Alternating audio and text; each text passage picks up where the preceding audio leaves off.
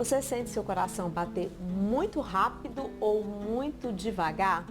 De acordo com a Sociedade Brasileira de Arritmias Cardíacas, essa doença pode acometer 1 em 4 pessoas ao longo da vida e é responsável pela morte súbita de cerca de 300 mil brasileiros todos os anos. Então, para conversar sobre esse assunto, nós convidamos esse grande médico, Dr. Elisiário Júnior, cardiologista. Seja bem-vindo ao programa.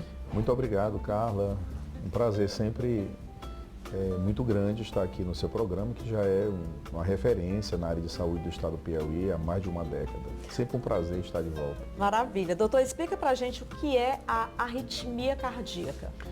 Vamos lá, o coração é uma bomba, é um músculo e ele precisa ejetar esse volume de sangue que chega até ele, em torno de 4 a 6 litros de sangue a cada minuto. Mas para que ele possa ejetar, ele tem um sistema elétrico.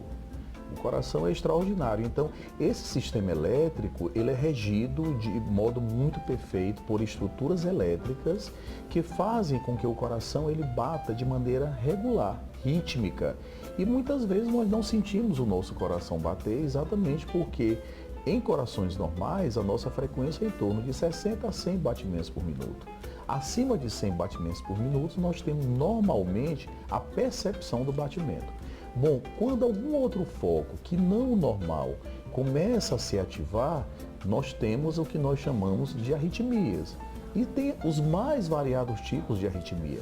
Existem aquelas arritmias que tem aquele início, ela começa, são as palpitações taquicárdicas, e tem aquelas arritmias que são somente por um batimento. De repente você está normal e você sente uma batida extra, daí o nome extrasístole.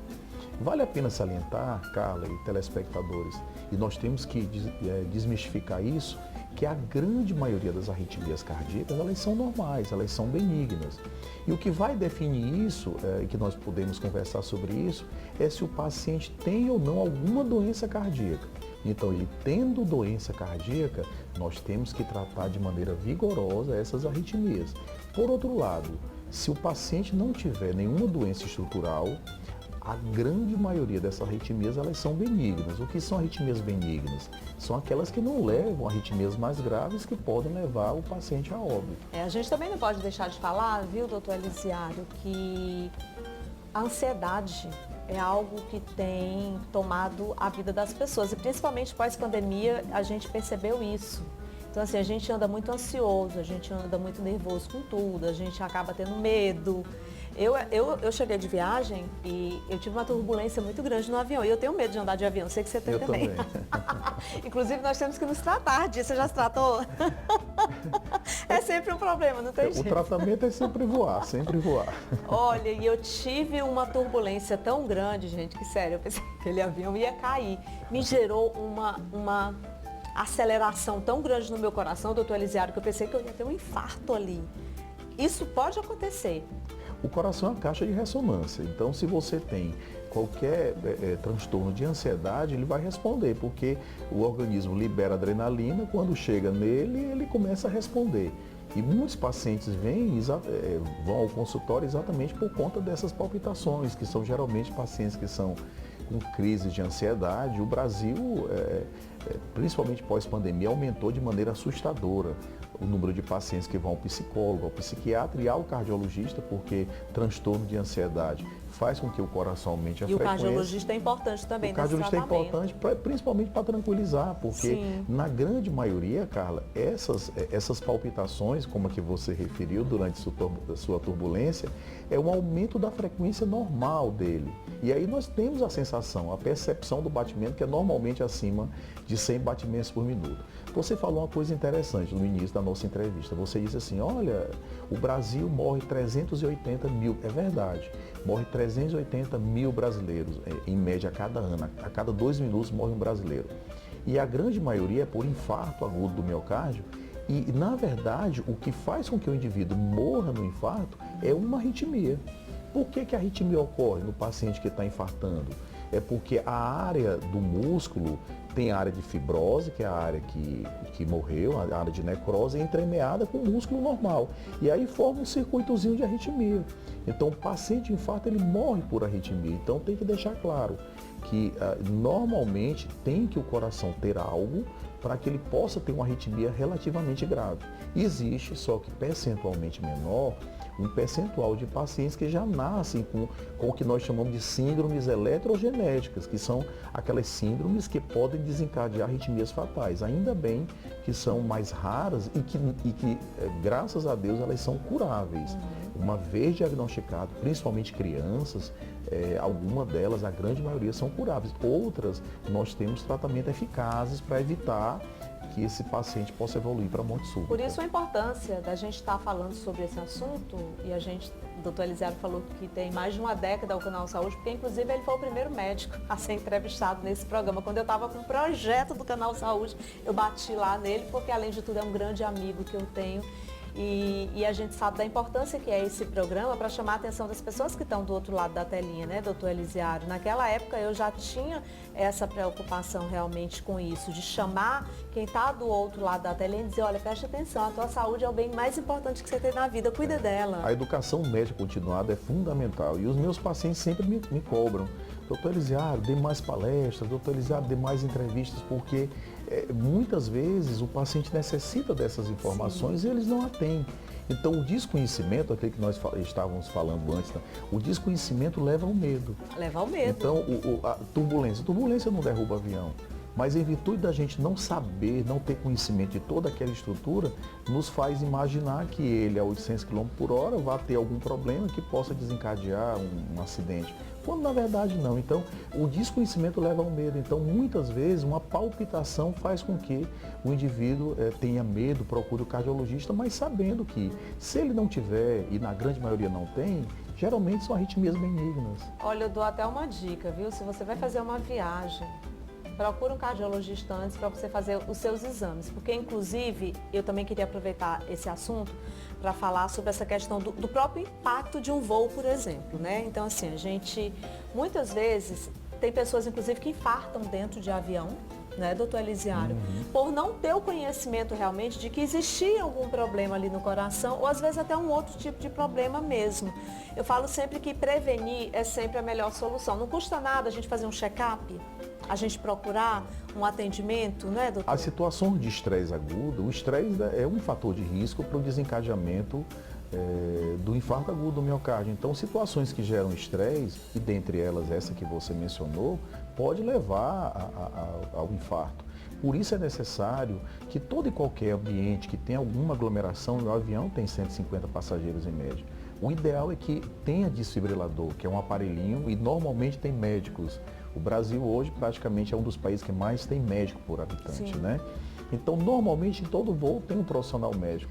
Então, o que vai definir, isso tinha que ter em academias, e aqui eu vou uma dica aqui para os nossos representantes, deputados, senadores, o nosso governador, que lance uma lei, um projeto de lei, para todo e qualquer lugar que contenham pessoas, aglomeração, que existe um aparelhinho que efetivamente salva vidas, que é um desfibrilador. Já que o paciente vai ter uma arritmia, como eu mencionei, se tiver alguém treinado naquele momento e não necessita ser médico, porque esse aparelhinho automático, ele reconhece a arritmia, Carla, e automaticamente ele reverte. Então isso tinha que ter, esse aparelhinho desfibrilador, em shoppings, estádios, os mais variados lugares, shopping da cidade, ou em todos os voos, as companhias aéreas, porque isso efetivamente é o que vai salvar. Vale a pena salientar que o Brasil, a partir de 2020, nós não fomos campeões de futebol, mas nós somos campeões mundiais de morte por doença cardiovascular.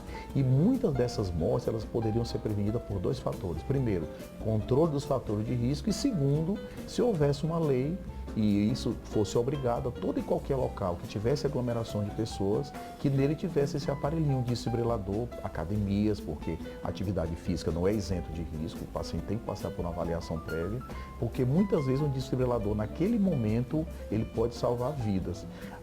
Vale a pena salientar, se o paciente tiver uma parada cardiorrespiratória neste momento e for reconhecida, a cada minuto que você perde e não desfibrilar e prestar o socorro, ele tem uma redução de 10% de chance de sobreviver. Olha. Significa dizer que após 10 minutos, a chance dele sobreviver, se nada for feito, é zero. É zero, né? Olha, inclusive você falou aí sobre atividade física. É verdade que quem tem arritmia não pode fazer todos os tipos de exercício físico?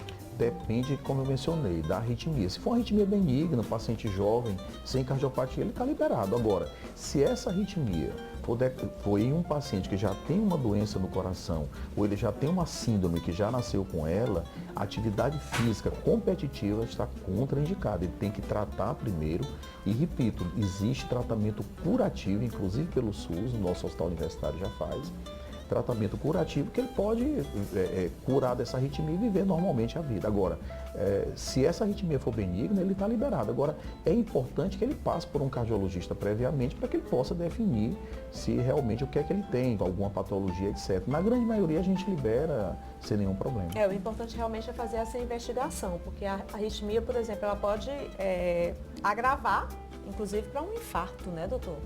Na verdade, ou não? Na verdade, a arritmia ela é decorrente de um infarto. O indivíduo que morre do infarto, ele morre, na verdade, de uma arritmia, dessa que eu mencionei. E olha que interessante, é na área do infarto que ela se origina. E neste momento, se você tiver um desfibrilador, por isso é que o UTI é um ambiente adequado para um paciente que está grave.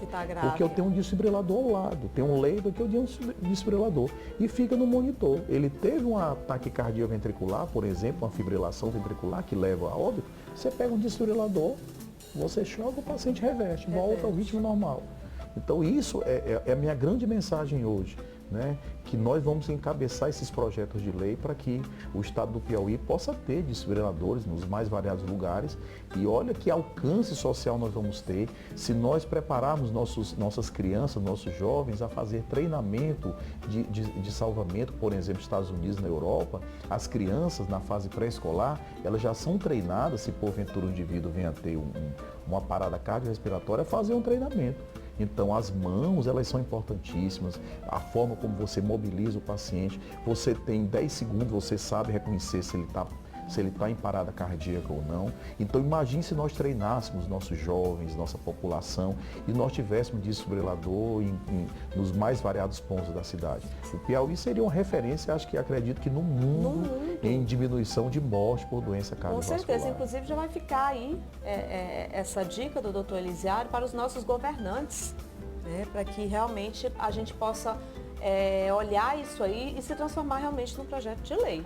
Porque quantas vidas serão salvas? Milhares de vidas seriam salvas. Milhares de vidas serão salvas, com certeza. Então isso seria um projeto piloto, aqui eu já estou dando a minha orientação. Já orienta, né, doutor? Que eu acredito que nós seríamos referência no mundo inteiro. No mundo inteiro. Se nós tivéssemos alguma política voltada exatamente para que nós pudéssemos socorrer pessoas que estivessem um mal súbito. Então isso seria extraordinário e nós teríamos milhares centenas de piauienses que poderiam ter sua vida salva com a atitude desta que nós poderíamos fazer. Fazer, com certeza. Bom, para finalizar aqui, já vai ficar aí, para você que está assistindo nosso programa, essa mensagem do Dr. Elisiário. Esses dados são dados importantes e sérios que a gente tem que levar para a nossa vida. Aquela história de que a gente acaba sentindo alguma coisa e vai deixando o tempo passar e vai achando que está tudo bem, não é, na verdade, nem para a gente chegar a sentir, porque se a gente tiver aquela cultura, o hábito de prevenir, de ir pelo menos 2 vezes ao ano no cardiologista, doutor Elisiário? Pelo menos uma vez ao ano. Pelo menos uma vez ao ano. 150 minutos de atividade física por semana. Isso reduz 60% a chance de você ter uma morte por doença cardiovascular. Você acredita? Ou seja, 150 minutos por semana. Outra política governamental que nós poderíamos ter feito, em algumas capitais já são feitas, né? Inclusive projeto de lei, proibir saleiro em mesas de restaurantes. Essa simples proibição, Vitória do Espírito Santo já tem, algumas capitais, você já tem redução de morte por doença cardiovascular. É mesmo, doutor. A simples redução e proibição do saleiro em mesas de restaurantes. Tá vendo? Então percebam que são ações simples que nós poderíamos mudar essa triste realidade do nosso país ser campeão mundial de morte por doença cardiovascular. A cada 2 minutos, se nossa entrevista durar 10 minutos, neste intervalo 5 brasileiros já foram a óbito. É 1000 vezes pior do que qualquer pandemia, essa tragédia nossa no nosso país, essa mortalidade por doença cardiovascular. Obrigada pela entrevista, sempre bom ter você aqui com a gente. Sempre um prazer, parabéns pelo seu programa. É um programa de de referência no meio médico, e a educação médica continuada ela tem que ter. Isso é fundamental. Parabéns, Carla, e parabéns ao Sistema Meio Norte de Comunicação. Agradecer também ao nosso querido amigo empresário Alexandre Castro, que é um grande parceiro. Hoje nós estamos gravando aqui nesse lugar lindo, que é a Uniflex Teresina, que faz parte aí do Clube A, onde a gente tem várias lojas compondo esse clube, que tem aí grandes empresas. Tem a Florence, Lilia, a Uniflex, Moldura Minuto. Então, são empresas que fazem toda uma diferença. O Alexandre Castro é uma referência também para a gente, né? Para mim, é o maior empreendedor empresarial do estado do Piauí, disparado. É Alexandre. verdade. Alexandre, aquele abraço especial para vocês, e a gente, inclusive, já aproveita e fala aí para você da Clube A.